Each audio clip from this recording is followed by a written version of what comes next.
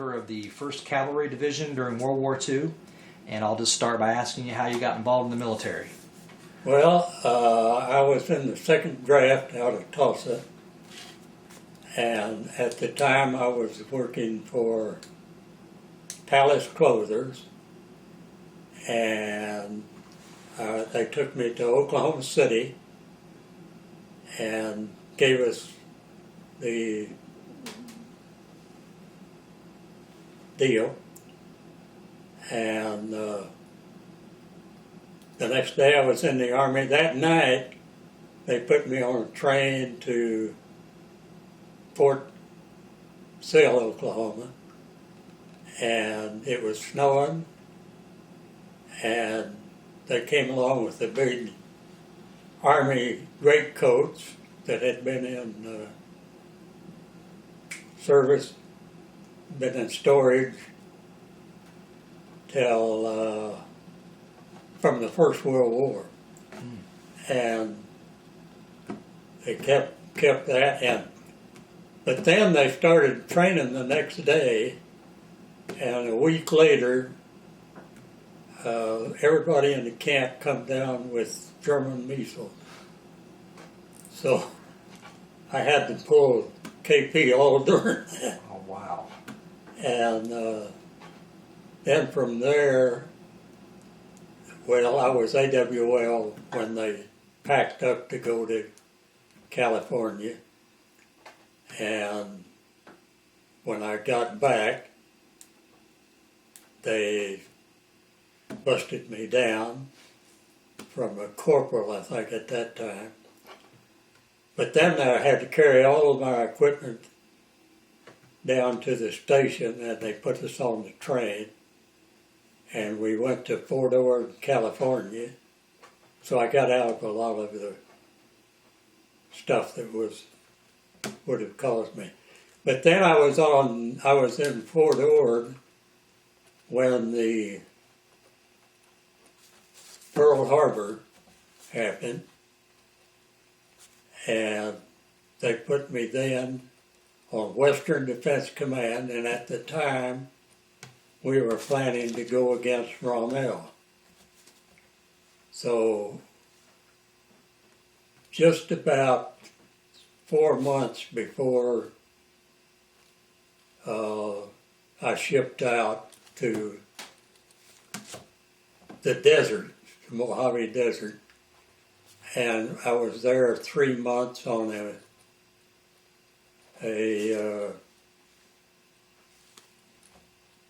training deal to go against Rommel. Then when that was finished, they sent me to a code school, and from the code school, when I got out of that, they advised us that the walkie-talkie had been invented, so they didn't need the code business.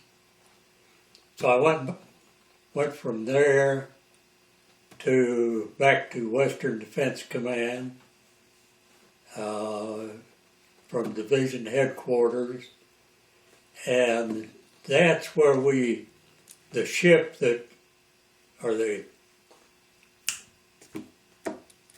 submarine that shelled Santa Barbara, it steamed right in front of our guns at Morro Rock, and the lieutenant wouldn't let us fire on it until he got to the top of the hill where we had the guns down below and we were sighting up above, and he wouldn't let us fire on it. By the time the lieutenant got there, it was gone. So that was one of the first incidents at the war. The other one was when this little blimp that you see, the Snoopy 2, when you see that, that's the naval Zeppelin, or not a Zeppelin either, but the naval blimp that you see at all the deals. And it went out in the morning with a crew of 5, and that afternoon it came drifting ashore in Daly City, and it was broke in the middle, and as soon as it came down in the city, the Navy rushed in and took it over, and that's the last we ever heard of that. But they never did find out what happened to that blimp. They used it for submarine spotting till then. And let's see, where was I? Then I went to what? Where were you in Pearl Harbor? Well, I told him that already. I was in Pearl Harbor when it happened. Oh, you were there? I was on 7 Sundays Extra KP for being AW. But 3 of my sisters who are in the book also, they drove out from Oklahoma to see me, and so I went AWL to be with them for the 3 days. But then I went from there back to Fort Ord, and then to Camp San Luis Obispo, and there they put me on a motorcycle squadron through the desert for reconnaissance. And then when I came back from there, they sent me to El Paso and put me in the First Cavalry. I trained I was in the old Horse Cavalry for 2 months before they dismounted.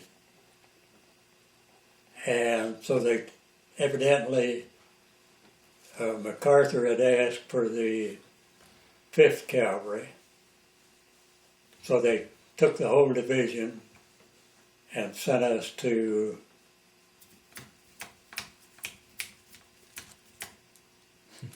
Camp Stoneman. And there we embarked for Australia. When we got to Australia, of course we zigzagged all across the ocean there.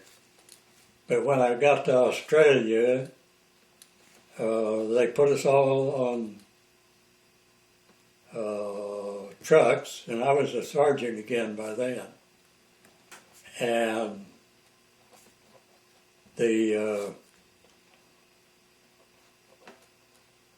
we got off the trucks and we started building Camp Stoneman, which is also in there, I think.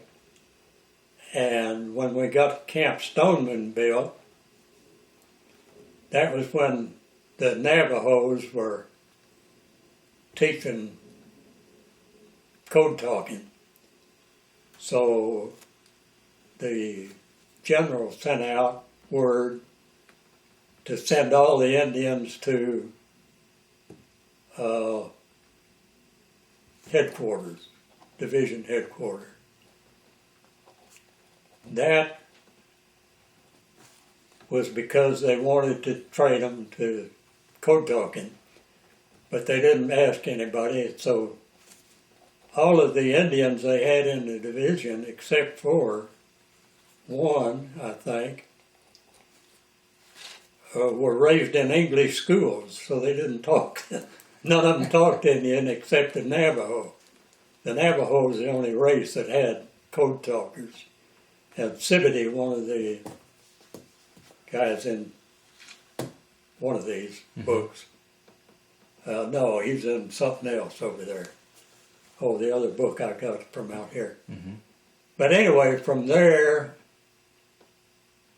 we trained with a lieutenant apprentice, and he marched us every day out till noon, back. Best thing he ever done. But he was pretty well used to it. And from there, they sent me to OCS for the only 4-month OCS coach in the service, in any part of the Army. And two weeks before that, the division started moving up through the islands. Okay.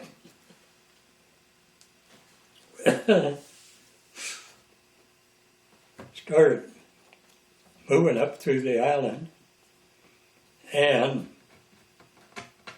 so we went out and got a little tight, and I was busted the next day, and the next day I was made again to go to OCS, and I left OCS to go back to my division. When I got to Ley, I had malaria, and then I got on an East Indian steamship to go to Leyte. No, the Admiralty Islands. Then when we shipped out of the Admiralties after a pretty good while,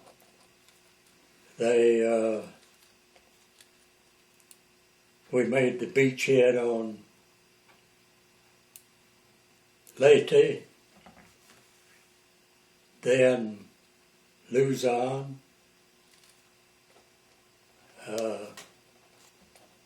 and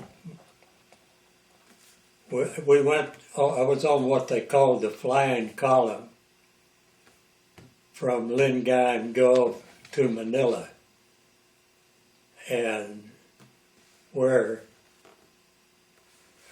part of our unit went to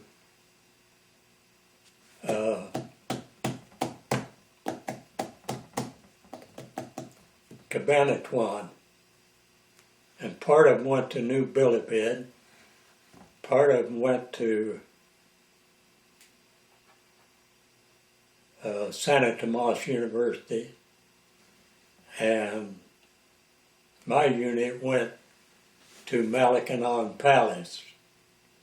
I don't know what the dates on any of that is, because I wasn't really interested in dates. After that, we were stationed after that we went into the Anapola Hills, and we were there for a pretty good while until they dropped the first atomic bomb. The next day, I had enough points to start home, so I left the unit and went to Manila, to a replacement depot. That with Hood, was the guy that was with me. And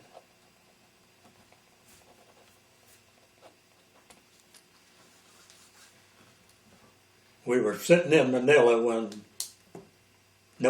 we were sitting in Manila when they dropped the second bomb.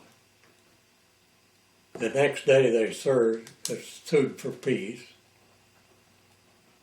and Hood and I sat in Manila for about 2 months because MacArthur froze all the ships in the South Pacific, and we were waiting for a ship to come home from Luzon, from Manila, and we got to San Francisco, and they marched us through 2 lines of MPs. I never will forget that. Took us to Angel Island, fed us, and the next morning they done the same thing in reverse, put us on the train, and we didn't get off until we got to Kansas. When we got to Kansas, they said, you've all got a 30-day furlough, and it gave us a date to get back. And I missed getting back by 1 day. So after all the times I'd been AWOL, this second lieutenant put 1 day AWOL on my service record. So I came home, and then I went to work. That's about it. As to where I've been and everything. So you went to work for Greyhound right after that? Oh yeah, well I worked for Greyhound, and I bellhopped in all the hotels in Tulsa, and I ran bootleggers. I rode freight trains before I went into service. When I got out of high school, I rode freight trains for a year, but that was before the Army. So while you were in the military, what was your main job that you did while you were in the military? The main one was taking the guns out of Cosmoline Oh, really? as punishment for being AWF. But I was a sergeant, and sergeant was the only thing I wanted to be. I didn't really want to go to OCS because I could have done that the first 3 months, because there was only like 40 of us, I think, that didn't have German measles. So they have to make so many PFCs and stuff when camp ended, you know, and the deal. So that was what I done there. So when you were at you said you guys made landings at Leyte and Luzon. Yeah. Did you actually participate in the landings, or? Yeah, in Ley, we didn't have to land. We were. That was a base that they started us up the island. The Japanese stopped and fought at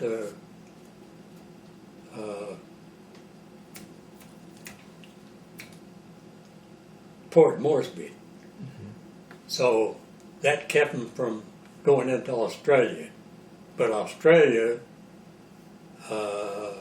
was what they planned to stop them, the Japanese, on the Brisbane line, as they called it.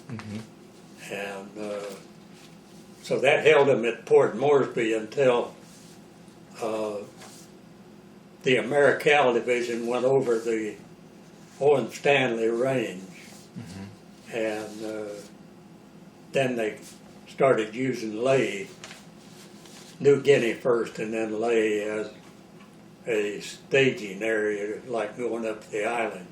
We went from there to Hollandia, and from Hollandia we went to Leyte. And then from Leyte to Luzon. Okay. I went into what they call White Beach on the landing at Luzon. The one at Leyte, we generally unloaded ships, I think, was about all in. You ought to see me with a 60-pound ammunition deal. That's why I had a real good friend, Tommy Cates, and he was right in back of me. And I always told him, I said, if I go down, when I step off this boat, you pull me out, because he could swim and I couldn't. So he was always right in back of me, one of my friends. And I haven't seen him since, but I talked to him up in Wauwatosa That's pretty much covers every. Now, whenever you were like unloading equipment was it at Leyte or Luzon? That was at Leyte. Okay. Were you taking any fire? Oh, there was always some kind of fire. I was telling my daughter this just the other day. There's a woodpecker out here, been pecking on the deal, and it's the same identical sound as the woodpeckers the Japanese used. The little machine gun, light machine gun, and we ran into them. Well, we ran into a bunch of them on Luzon was the main bunch, Leyte Luzon, and we this Japanese came running out the back of this house. He had evidently been living there or something, and when the flying column got to this area, we were on one side of the road, and this house was on the other, and this guy ran into the house evidently to get away from the flying column coming in. And he had on his Japanese Army pants, which were really recognizable, pink undershirt, and he was running as hard as he could right alongside the column. And the column was half reworks. They've refilled positions from Leyte on there, or not Leyte. But anyway, he ran all the way along there, and everybody fired at him, nobody hit him. And I never knew what happened. Wow. But he was making tracks. So all I can remember is that pink undershirt and those feet. But that was one of the funny things that happened. They sound like woodpeckers. Yeah, the machine guns. Yeah. Can you describe, if you can, if you're comfortable, can you describe some of your more harrowing experiences you had while you were fighting? Well, not a whole lot more, because I was generally with Tommy Cates.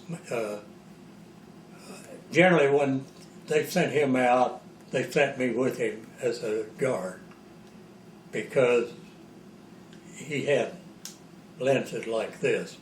Was he an and he was officer? taking pictures Oh. of a lot of the stuff that was going on. He was the only one who knew how to work the camera, I guess.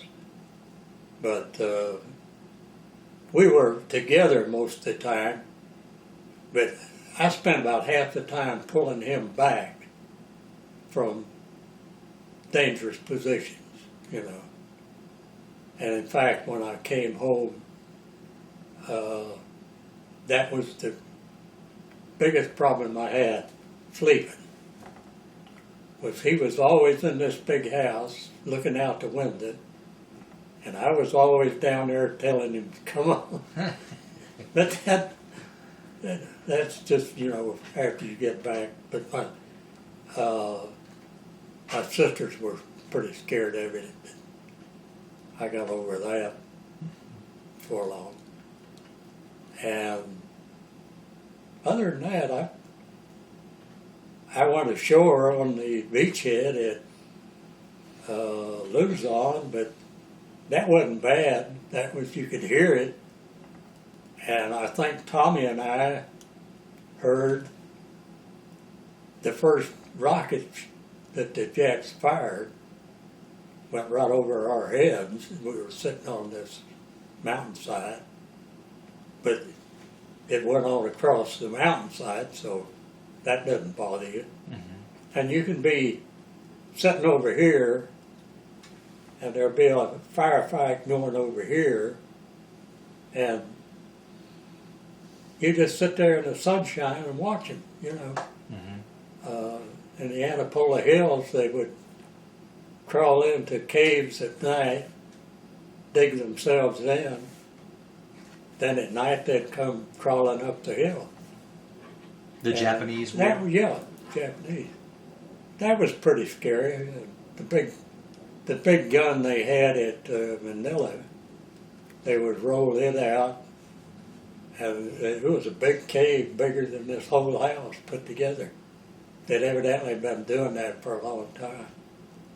And they killed 3 of them right before we got to there.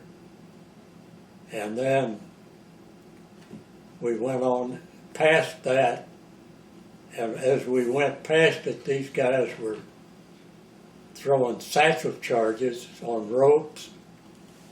They'd throw them and they'd swing back and go off. And that was where we, that was where we took one pillbox, and I remember this guy screaming. And Hood says, "Go ahead and you holler." And he'd drop another grenade down the air hole.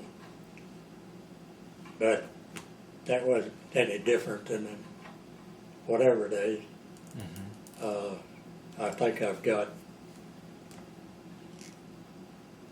pictures of that, but I don't know where they are now. Can you tell me about some of your more memorable or fun experiences that you had? Well, we did get They're in the book. Okay. no, they're not. Yeah, they are. Well, there are some. I've There were seen some the funny girls. ones. I've seen the girls in there. You know, well, that was like on the West Coast. This idiot lieutenant that wouldn't let us fire on the thing, and we laughed a lot about that. And I was sitting. We were on a break on one of our 15-mile hikes in Australia, and we were talking about wives and girlfriends and everything. And I was lucky because at the time I was a sergeant again, and the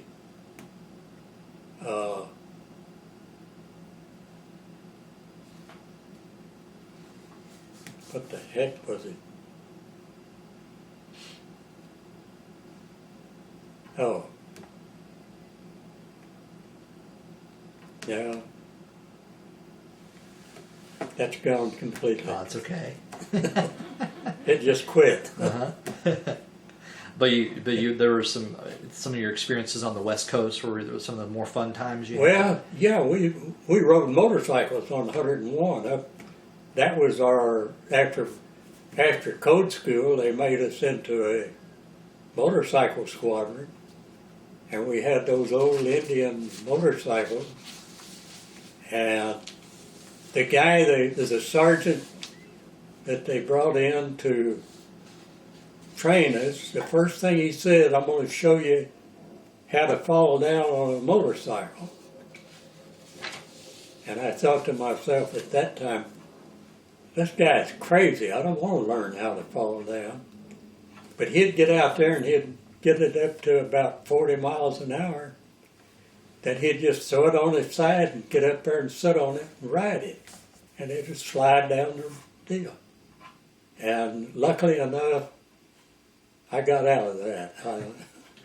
That time, that was the time my sisters came out to visit me. And I was AWL. But who did I get a ride into camp with?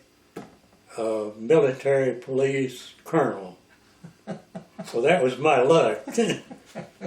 All through the service, I was always doing like I picked up the lieutenant one time at a bar, and he says, let's speed it up. I got to get back into camp. And we were going about 40 then. He said, cut across the parade ground. Well, we didn't know that the parade ground had drainage ditches put around it.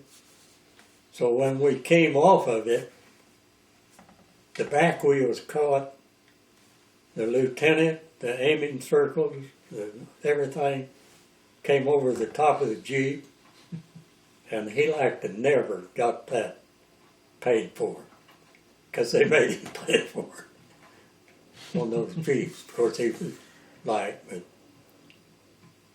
and that was a funny thing that happened.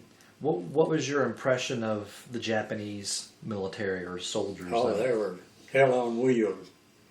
They didn't quit. They didn't give up. They had been so vicious that the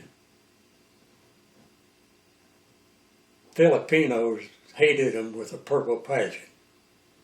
And that was the biggest help we got going in.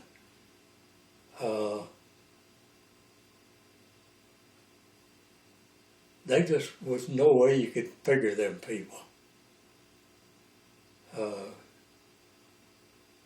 You just had to give up on them. But you could smell them when they eat fish eyes, and you could smell them for 20 miles. I think 20, but it wasn't quite that much. But then we built a whole city on Luzon that was one of our training exercises. We would take 2 trucks and fill them up with sand to put on the tent floors, and when they got the trucks all full, we'd climb up in the back, and then we'd go racing down this narrow road, and we would shovel sand at each other, these trucks, side by side, and we'd shovel sand back and forth at all of them. And we'd get to camp with maybe half a truckload full. But that was just pastime, you know. And I can remember in Australia, we used to sit in pouring down rain, just pouring down, and watch Rock Hudson and what's her name? What's Blonde's name? Doris Day. Doris Day. Rock Hudson and Doris Day. And I got a picture of Joey Brown. I sent a lot of my pictures to him. His studio burnt to the ground with all his pictures in it. So I sent him a bunch of stuff. So there'll be missing deals. Where I even sent the Japanese pictures back and kept one picture, because this was 50 years after the war, I guess. And I figured, what the heck, someplace. In fact, we just the other day, or last week or so, sent, remember the Honolulu Army detachment that we found in a closet from one of my sisters, and we took that over to the National Historical Society. Yeah. She spells out my mind. Yeah. Other than that, that was about it as far as I know. How did your military experience affect your life? Did it seem to have an impact on you? Well, I don't really think it did that much. It scared me. Well, it froze me the first time. then it scared me quite a bit. And every time I'd see those big old Germans, it would scare me again, because I thought to myself, I hate to go up against those, you know. Although the Japanese were bad enough, they'd just say it, you know. Man, I'd hate to go against them big fuckers. But you either have to or don't. And of course, sometimes they don't. One of them committed suicide right in back of me. Shot himself with a .45 because he was afraid he'd get captured on the next one. We just drank more jungle juice. Keeps your nerve up. But on the whole, you made a lot of friends and a lot Oh, of... yeah. Very few of them that I know the names of. Rondell, the night fighter, he was Ponioto. No, he was Cherokee, I think. But he went on every night patrol there ever was. And Hood. Most of my friends were 6 foot tall, you know. Even the ones that I generally was sergeant of were 6 foot tall. And I was generally the shortest one in everything, so I was used to it by then, you know. Of course, I went over to WWII a lot. That was, you know, they didn't really stand you up against the wall. You'd come back and they'd say, okay, 7 days, extra KP, Private Daley. That's the way that works. So, but that was before Pearl Harbor. Before Pearl Harbor? AWOL before Pearl Harbor. Yeah, I trained before Pearl Harbor. We were training to go against Rommel. The war in Europe, we knew that was coming. We knew that the Japanese were getting ready. And everybody on the West Coast knew it. But we were the only division that had complete arms, so they were training us to go to East Africa against Rommel, but instead of that we went to El Paso, and that was from being too good at my job. That was you learned everything real good, and then you done it, and then they'd say, well, we want you here or there or the other place. And one day you'd be, well, in fact, 2 days after I went to the First Cavalry, I bumped into a guy from the old 49th Field Artillery in El Paso, and he said he'd got discharged because he had flat feet, you know. And then we had a lot of them that, we had a captain who enlisted as a private to stay with his son until the war broke out. They discharged him because they didn't want him, he was gray-headed. They didn't want him in there, so they discharged him.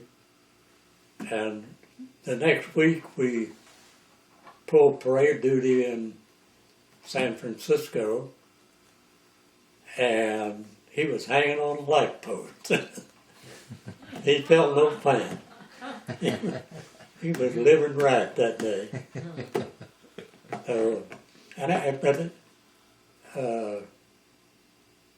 The West Coast was unprotected, and the least little thing and the people would Uh, they had a red alert in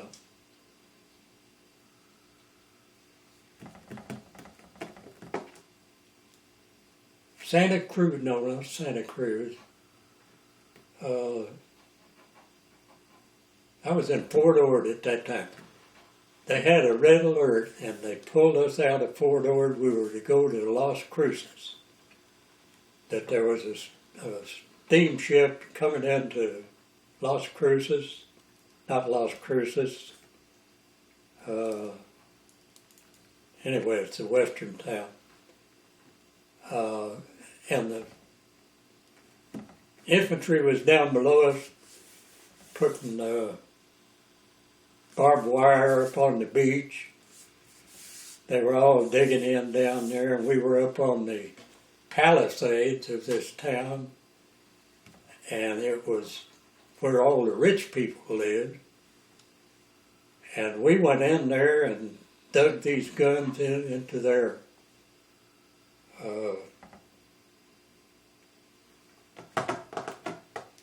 front lawns, you know, or beach lawns. Dug big holes in them and everything. Of course, people were all grabbing suitcases and running to the hills. And then next day it was all over. But we found Tommy Cates. No. We found Corporal Newman between the tires on a big truck, passed out the next morning. So he tipped a few of them. But he was a pretty good guy. But he never. I went and visited him once after he got out of the service, but I was always busy after that. I went to work for American. Well, I went to work at the bus terminal, and I worked there until I got mad at the manager and quit because he sold somebody a ticket out of line, out of my drawer. So I just gave him the whole drawer and went up. Everybody clapped, I remember that. And then I went to work busting dishes, and I busted a few of them. And then I went to work for Carpet City when they were first open. I had 27 jobs, and the last one was back at the terminal again before I went out to the airport. A couple of little flight attendants kept talking to me to get in, and I went out one time, and they said, "Come on, we're going to fill you out a deal." So they filled out this application blank. Then I was sitting in Kansas City, Missouri, setting pins, and Duncan McRae came by. He owned some freeway, some bus company. And he said, "What are you doing here?" I said, "Well, I'm going to California." He said, "I got a job out there." This was after I was out of the service. I mean, yeah. And he said, "Your sisters are calling all over trying to find you." So I went in and called and cashed in my ticket and went back to Tulsa. Went to work with American Airlines, and I was there 30 years. And then I went to work for the First National Bank in Garland. And I worked there till I got tired of that. Then Retired. then I retired, yeah. Yeah. Well, what I'll do is I'll go ahead and stop the tape, and Yeah. then we'll set it up, and we can maybe have you go through your photo album, Okay. and we'll get some of that stuff on tape. Yeah. Okay.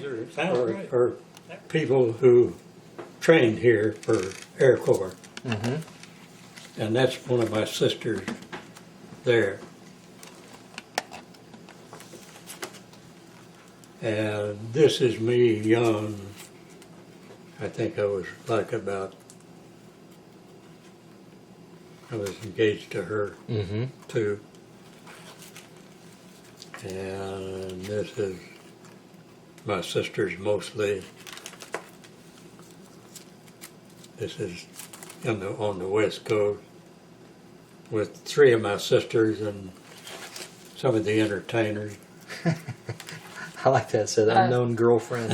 That's for sale. That's Fort Sill with Sergeant Hollingsworth. Oh wow.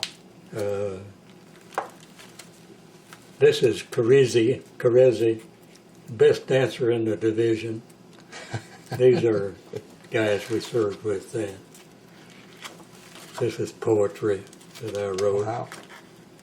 I don't think you can take that. This is the girl I was engaged to marry. This is the field artillery. So is this the 105 millimeter? Yeah, no, that's French 75. Oh, 75 That's the millimeter. old French 75. That's what we trained on, and we got flooded out. This is me somewhere in there. That's old catnip and old dog Trey, I think. These are Sergeant Hamza, something, some of them. That's at Fort Ord on the Palisades. This is where we won some kind of a ribbon or something, and they gave us a 3-day pass. I guess that's me. So that's you right there. Mexico. I think so. This is where I had dinner with, no, let's see, that's not it. That's more poetry. This is in Fort Ord. People I've met. Yeah, So we had this was right after the war was declared, and he says here on Western Defense Command, Jap sub passed this post after shelling Santa Barbara. Tasmania, California. That he steamed right up here, Wow. and the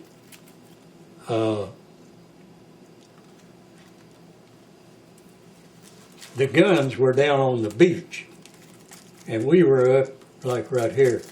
We were up high. You can see how high that is. Mm-hmm. And he steamed right past there, and they wouldn't let us shoot at him. That's more poetry. And why was that again? They wouldn't let you shoot at him? He said, don't do a thing till I get up there. I want to be sure about this. We don't want to get in trouble. Mm. That's a division test with the field artillery. That's a bunch of field artillery. You can tell there how high you are. Boy, yeah. Cas- That's where he steamed right up the coast. Ah. This is spam. I figured I'd write a poem You're about quite the poet, it looks like. that's me there. This is just before we started to El Paso. And this is some more of the Wow.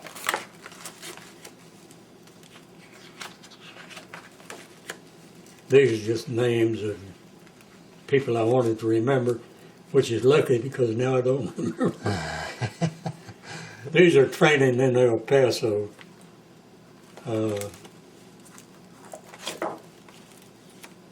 This is more of the West Coast. That was when we were in code school.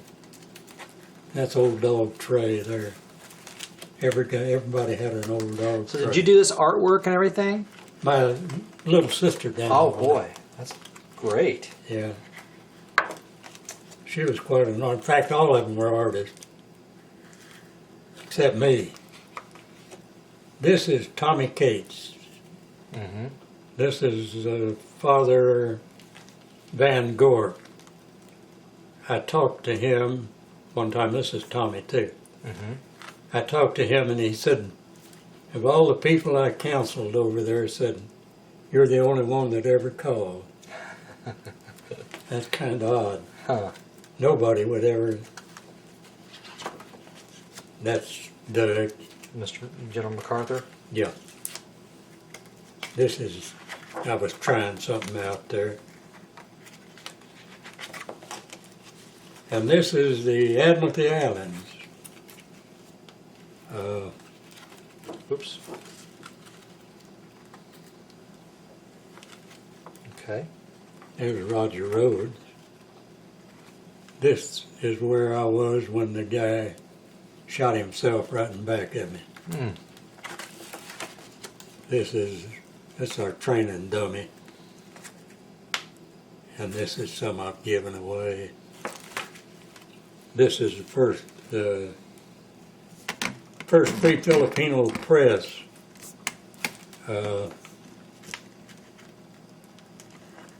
From MacArthur when we went back into Leyte, I think. Yeah, I'm sure it was Leyte. Wow. And these are some of the, that's me. These are some of the fearless navigators or soldiers that kept me from getting shot over there. Mm-hmm. This is Doug. This is the Malakanon Palace. This here, this is the last deal I think that I participated in. These are all portraits. This is Tommy Cates and me on Luzon.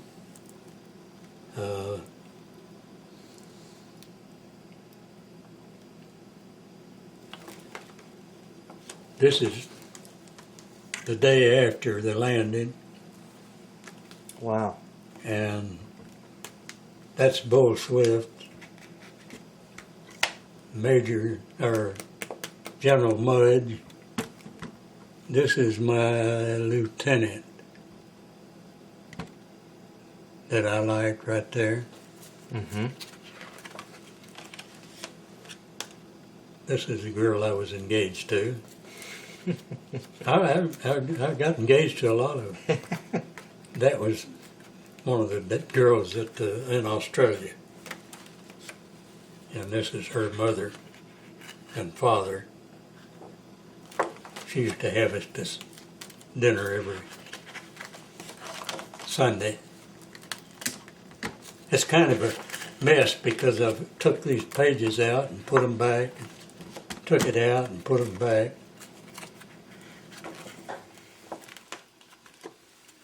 That's part of the name of that story in the Saturday Evening Post was they paved their way with Japs. This is downtown Manila. This is Manila. And this is two of the internees at Santa Tomas, Jean King and Bunny Osborne. I gave her a whole bunch of pictures that I had in San Francisco. Her daughter became a flight attendant for American Airlines. Mm. And I had a bunch of pictures and I called her up, I didn't call her up, but I called her mother and said, I got some pictures that you might remember, and she was in Santa Tomas University, Mm-hmm. and this was shortly after that, and she like to fell over when she got all these pictures of her mother. That's the trip.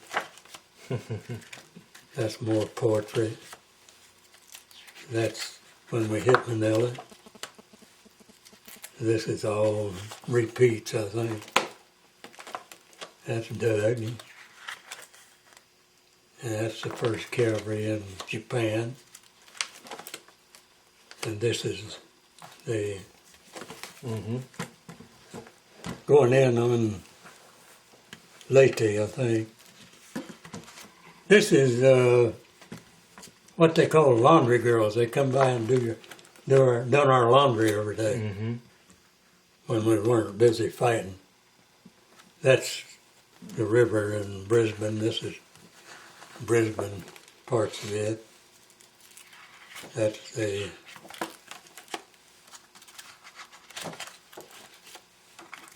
That's New Guinea.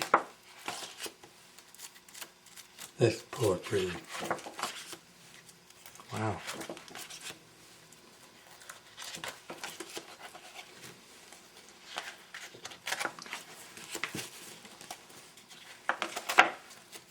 I didn't know there was that much poetry Boy, in there. you could publish a book, I think. This is the last formation I stood. That's me. These are all Santa Tomas University, Santa Tomas people that were interned over there. That's Tokyo Road. And this is Bataan after we got there. This is the part of the flying column. That's where we got bogged down and couldn't get through there. This is me on the way in. Wow. This is the first fire that went up in Manila. And that was the last time I saw Amanda Larry. I don't ever know what happened. Yeah, that's across the passage. I think there's a dead Jap there or something. This is inside Santa Tomas. And these are propagandas from Japanese paper there.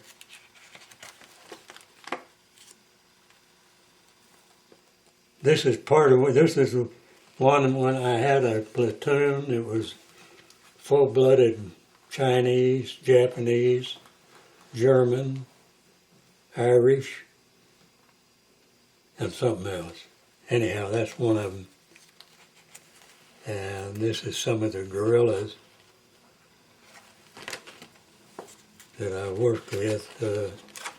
I was liaison between MacArthur and the guerrillas for quite a while. Wow. That's on Luzon. That's after we'd cleaned everything up. This thing goes on forever. Lots of photos. It's great. This is New Guinea. That's propaganda that they dropped. And this is the night we left for the Philippines. These are some of the guerrillas I worked with. I don't know whether I told you or not, but that's me.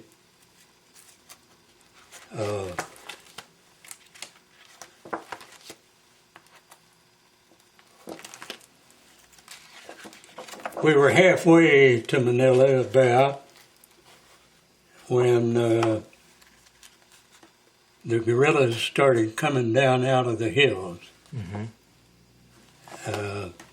That's what they give us for getting them out of Santa Tomas. And this is going in on some of the stuff. And this is up in the hills above the beachhead, as is this. That's going in. So that's the beachhead at where now? Do what? That's the beachhead at which island? That one is on Luzon. Now, did you take that picture? No, Tommy Cates took it. Wow. I think that's getting close. This is the bar after all the fighting was over. And I think that, this is a repeat of everything in the book. Oh, okay. Coming down out of the hills at this one place where we stopped was the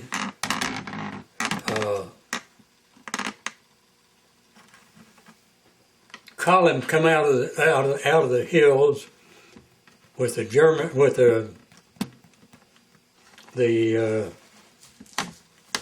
American flag, the Chinese flag, and the Filipino flag. And they came out of the mountains across these rice paddies. And as they would move back and forth on these rice paddies, you could watch them coming up to join MacArthur. That's where they rejoined him, not him personally, but the general. And that was something to see. That's something you don't forget. You can see all these flags, and one of them with him was Marcos at that particular time, and MacArthur told him what he wanted him to do, and he said, "BS, I'm going to kill Japs," and that's when he left. Oh, really? But he was that kind of a guy That was Ferdinand Marcos you're talking about? Ferdinand Marcos, yeah. I met the poet laureate of, that's pretty heavy, huh? Oh, okay. I met the poet laureate of the Philippines right at the end of just before we went into the